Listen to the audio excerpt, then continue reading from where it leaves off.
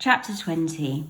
Callum didn't come for dinner. It's Sunday now and I haven't heard from either him or Daisy since the bust-up on Thursday. I saw him at school quickly, but we don't have many lessons together and he wasn't in the canteen at lunch. Daisy didn't knock for me Friday morning, but she did say she wasn't coming in, so that wasn't a surprise. I texted Callum to see if he wants to go for a kickabout, but he was busy. I haven't texted Daisy. I think she needs some space. So on a day when it actually isn't freezing or raining, I'm lying inside on my bed alone. I tried to put a film on earlier, but Peter Pan was lying on top of the DVD player and I got sidetracked thinking about when I watched it with Daisy. It feels like forever ago. Looking back on it, I wished I'd kissed her that day. I wish I could kiss her every day. Knock, knock. Jenna pushes open the bedroom door. Hey, I prop myself up on the pillows and pick up a chemistry textbook so I don't look as sad as I feel. The last thing I need is to bother Jenna with my stupid friendship problems. She looks tired today. She has all weekend. I don't think she's worn anything but pajamas for the last week. How are you feeling? She sits at the end of the bed. How am I feeling? I should be asking you that.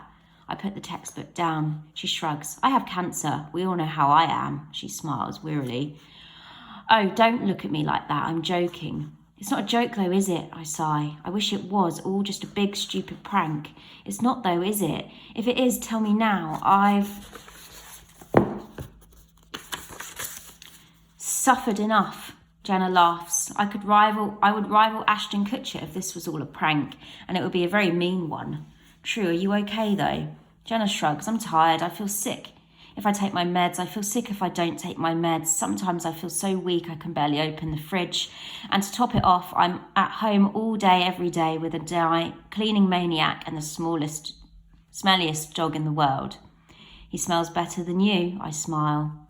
She pulls her knees into her chest and smiles back. Really though, I'm fine. How are you?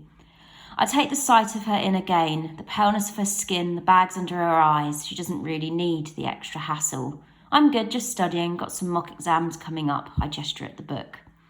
Ah yes, the big GCSE year, she nods wisely. I remember mine like they were yesterday. All the pressure, all the revision, all the stress, coming down to an hour in an exam hall. For what? Pieces of paper just to get a job or into university. Mine didn't work out how I wanted anyway. I tried my best, but I couldn't get English no matter how hard I tried. That's why I had to start college, remember? To do the whole thing over again, just so I could get off and spend more time studying somewhere else. Seems silly now. I don't know what to say, so I just nod. Oh God, sorry, not silly for you, Al. That's not what I meant at all. I know they're very important. She trails off and chews her lip. It's just there's more important things in life, you know. Some things are more important than exams. I know. Things like family, speaking of. She shuffles a little closer towards me. Isn't everyone getting along fab these days? It's crazy. It is weird, I agree, and it is. Since the day I walked home to everyone snuggled on sofas watching TV, pretty much every afternoon has been the same. Dad's not drinking as much, Mum's still cooking and cleaning like a maniac in the day, but morphs back into her usual self in the evening. Kent's here literally all the time, waiting hand on foot and Jenna. And where am I? What am I doing? It's like even when I sit with them and watch their stupid game shows, I'm not really present. My mind's elsewhere, thinking of who to talk to, what to Google, where to go next for answers. Answers that I'm not finding bloody anywhere. You're not liking it though, are you? Jenna asks. The new setup, it's weird for you, right? I'm not sure how truthful to be. I guess it's just a lot to get used to. I know, she pats my knee with her bony hand, and I'm sorry. Don't be, I cry. I didn't mean, it's not your fault at all. And it is weird, but it's a nice weird, I suppose, everyone getting on. I'm just not used to it. Jenna doesn't answer, but I know we're both thinking the same thing. Sure, everyone's getting on now, but how long will it last? Are you going to finish that, love? Mum gestures at my cereal. No thanks, I push it towards her. Not hungry. She empties the Weetabix into Roscoe's bowl, who slurps it up loudly.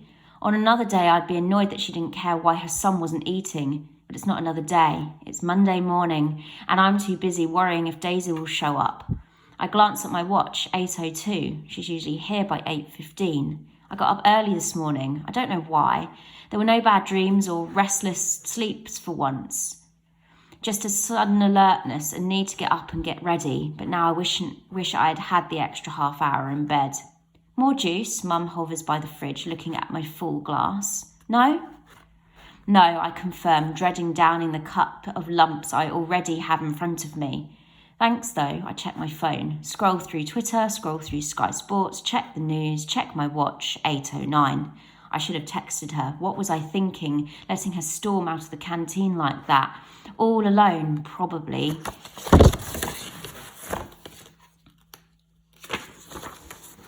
On the verge of tears. I know what she's like when she's angry. She needed a friend. I clench my fists so hard my nails dig into my skin. Got time for a cup of tea? Mum asks, boiling the kettle, probably for the third time since I've been up. No thanks. That's all our conversation consists of these days. Do you want this, Alex? No. Do you want that, Alex? No. We're having this for dinner, Alex? Okay. No Daisy this morning, she asks, spooning some coffee into her best mum mug. I check my watch, 8:15. I don't answer. Instead, I jig my leg. I scroll through Twitter, scroll through Sky Sports, check the news. 8:19. She's late. Twitter, Sky Sports News, 8:22. She'll be here soon. Darling, Mum sits next to me and places a hand on my twitchy leg. What's wrong? I take a deep breath. She's not coming, that's what's wrong. I love her and she hates me and she's not coming. I don't feel well. Oh, she leans forward and checks my forehead with the back of her hand. You do feel a little hot, I suppose. Have some water. Do you want some toast? No, I don't want any bloody toast. No thanks, I'm going to just stay home today. I feel sick. I stroke my stomach and paint a pained expression on my face. Mum frowns. Well, if you're sure, I'll call the school. I climb upstairs and open the door to the left to mine, Jenna's room. She's sleeping peacefully, her face soft and white against her blue bed sheets. I sit on the edge of her bed carefully, making sure not to disturb her. I can't spend another day in my room alone, but I don't think I can go to school without Daisy. I can't see her, smell her, hear her without being her friend. It would be too painful. Morning, Al, Jenna yawns. Oh, sorry, I didn't mean to wake you, I whisper. Don't be silly, aren't you meant to be in school? She looks at me with genuine interest, like she's actually concerned.